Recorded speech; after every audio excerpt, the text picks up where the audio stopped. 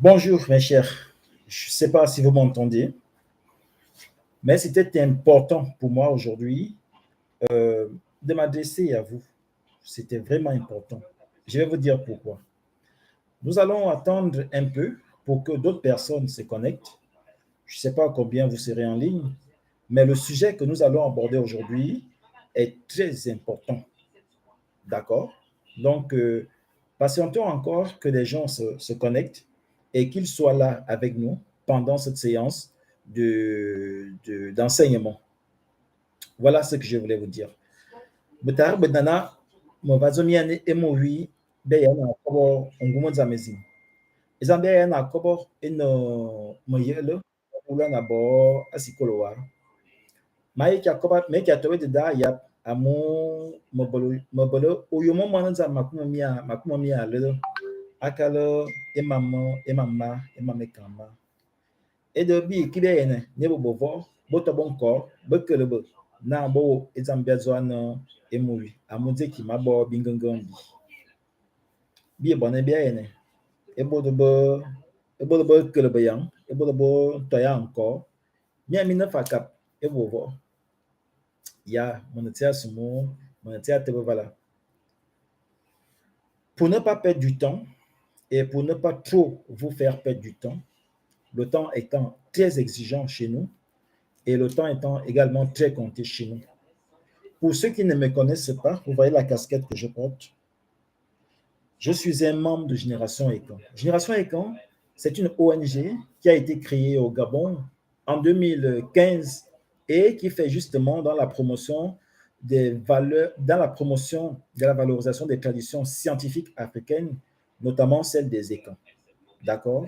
Et à Libreville, nous avions mis en place une école qu'on appelle Psycholécan depuis 2017.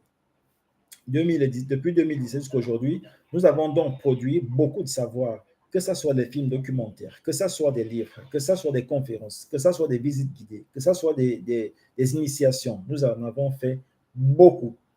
Par contre, aujourd'hui, je voulais juste vous parler des hommes, des rapports entre les morts et les vivants.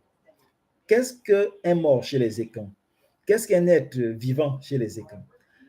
Les maîtres disent que le grand livre de la création, c'est le seul livre que le Dieu lui-même il a écrit, le seul livre, c'est la création.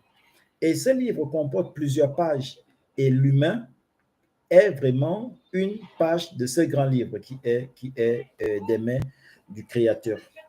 Alors, lorsqu'on prend ce livre, on voit que à un moment donné, nous avons une page qu'on appelle l'être humain, c'est une page du grand livre, et l'autre page, nous avons l'être humain, mais qui est mort.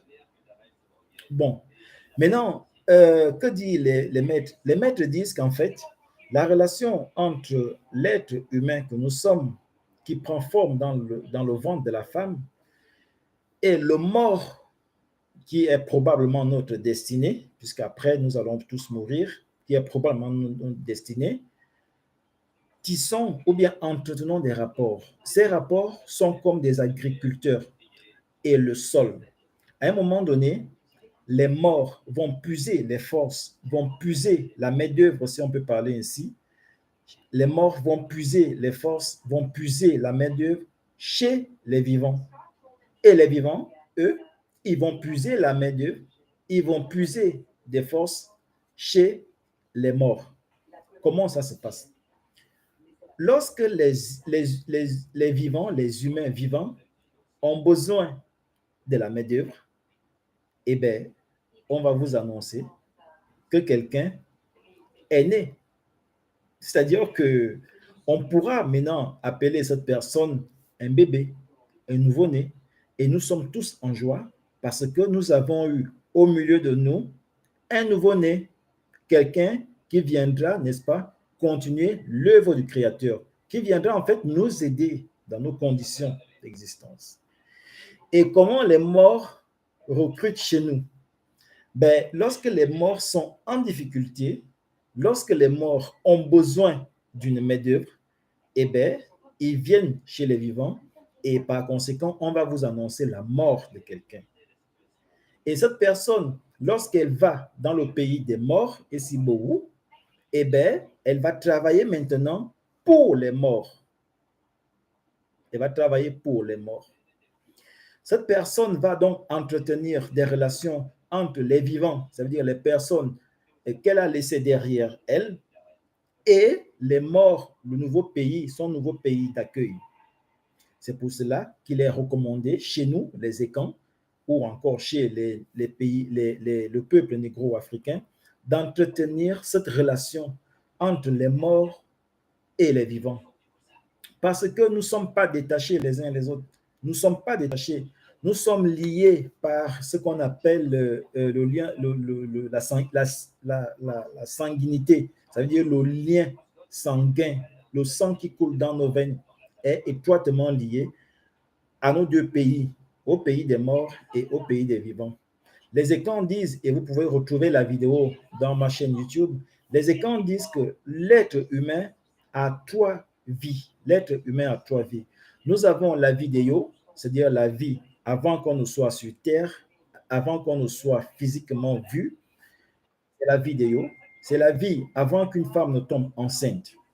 Après cette vie, il y a la vie des morts. Et mon Milan, c'est la vie du réel. Toi et moi, on se voit, on se connaît, on se comprend, on s'appelle. C'est la vie du réel, la vie des morts.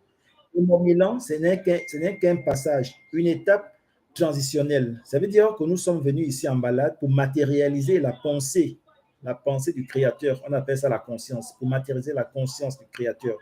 Et après cette matérialisation, nous partirons dans une autre vie. Et la vie d'après, c'est ce qu'on appelle la vie d'Ayet ou encore Essi Bowu.